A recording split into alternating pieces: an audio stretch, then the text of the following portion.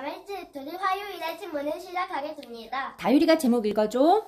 1960년 4월 대한민국을 지은 죄다.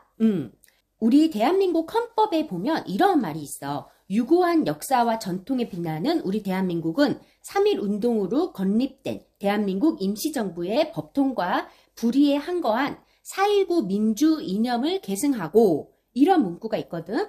오늘은 무슨 날이지? 4.19 혁명이 일어났던 날. 맞아. 4.19 혁명이 일어났던 날이야. 대한민국 헌법에도 적혀있는 오늘은 대한민국의 민주 이념이 기본이 된 4.19 혁명이 일어났던 일이야. 62년 전 1960년 4월 19일 있었던 아주 중요한 역사적인 사건이었어. 우리나라 민주화 역사에 커다란 발자취를 남긴 혁명이기도 해. 그래서 오늘은 이 4.19 혁명에 대해서 어떻게 해서 생겨났고 또 결과는 어땠는지 알아보는 시간을 가질 거야. 4.19 혁명은 1960년 4월 19일 날에 일어난 민주주의 시민혁명을 말해. 왜 일어났는지 혹시 알아? 우리 1대 대통령 성함이 어떻게 되지? 이승만 대통령. 맞아. 이승만 대통령이야. 이승만 대통령은 일제강점기 시대에 뭐 했던 사람이었지? 독립운동. 맞아. 독립운동가였어. 그래서 처음엔 그런데 대통령이 되고 나서 자기가 권력 생긴다고 생각해갖고 4번이나 대통령을 했는데. 맞아. 처음에 이 이승만 전 대통령은 독립운동가로 존중을 받았어. 그래서 사람들이 대통령으로 뽑아줬겠지. 그런데 대통령이 되고 나서부터 나율이 말대로 욕심이 생기기 시작한 거야. 계속 대통령을 하고 싶은 거지. 1948년 대한민국 초대 대통령으로 취임을 하신 분이 바로 이승만 전 대통령이었어. 그리고 이 이승만 전 대통령을 필두로 해서 자유당 정권이 단독 집권으로 정부를 통치를 하기 시작한 거야. 이 자유 정권의 단독 집권이 1960년까지 계속되면서 정부는 점점 부패하기 시작했어. 나라 발전과 국민보다는 이들의 사리사욕을 추구했고 권력을 유지하기 위해서 많은 비리를 저지르기 시작한 거야. 그래서 계속 대통령을 하고 자기들이 집권을 하기 위해서 온갖 부정을 저질렀어.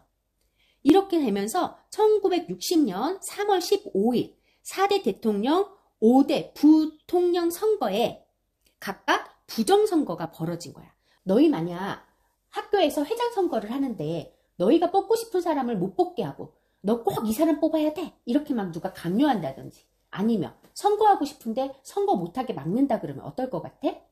자기가 뽑고 싶은 사람을 못 뽑으니까 화가 난 것 같아요. 화가 날 것 같아. 화가 나서 그냥 가만히 있을 것 같아? 아니면 나 왜 내가 뽑고 싶은 사람 못 뽑아? 이렇게 화를 낼 것 같아? 화를 내죠. 당연히 화가 나면. 화를 낼 것 같지.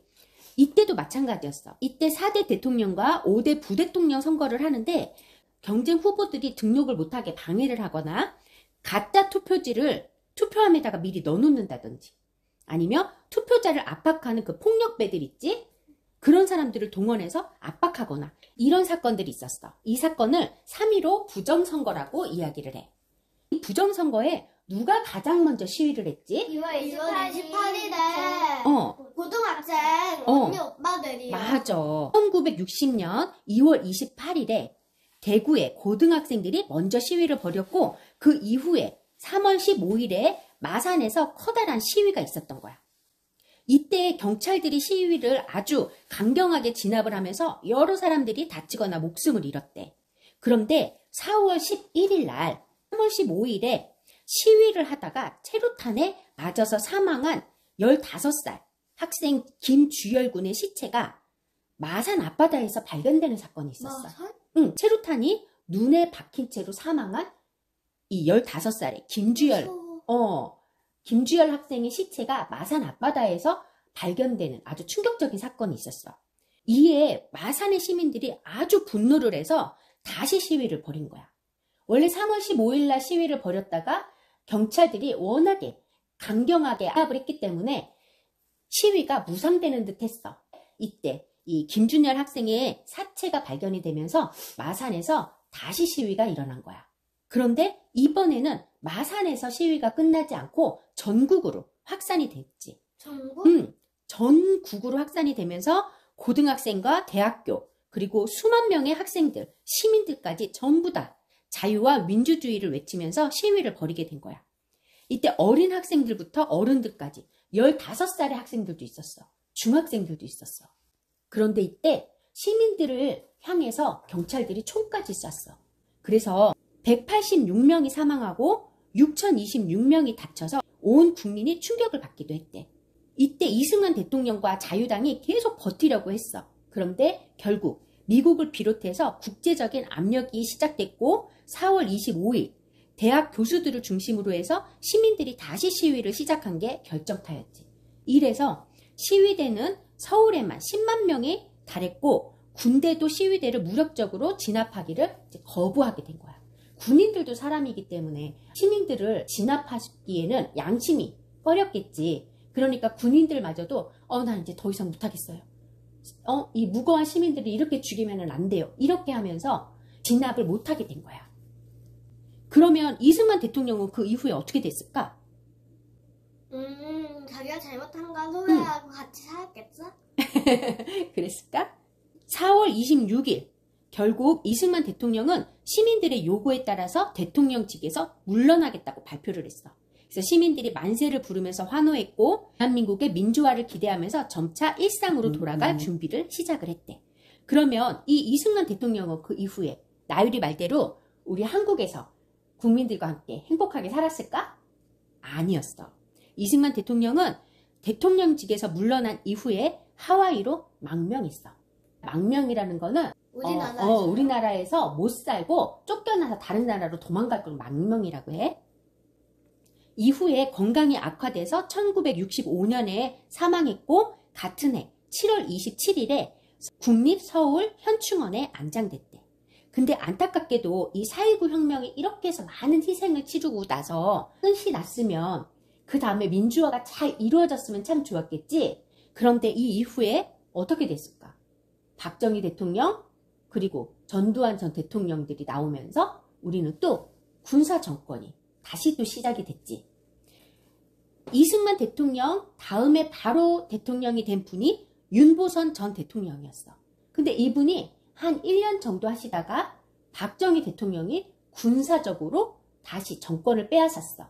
그래서 박정희 대통령이 5대에서 9대 대통령까지 5, 6, 7, 8, 9 이렇게 오랫동안 연임을 하게 된 거야. 4번이나요? 그리고 왜 전부 다 대통령만 되면 자기가 강해졌다고 욕심이 나냐? 그러게 말이야.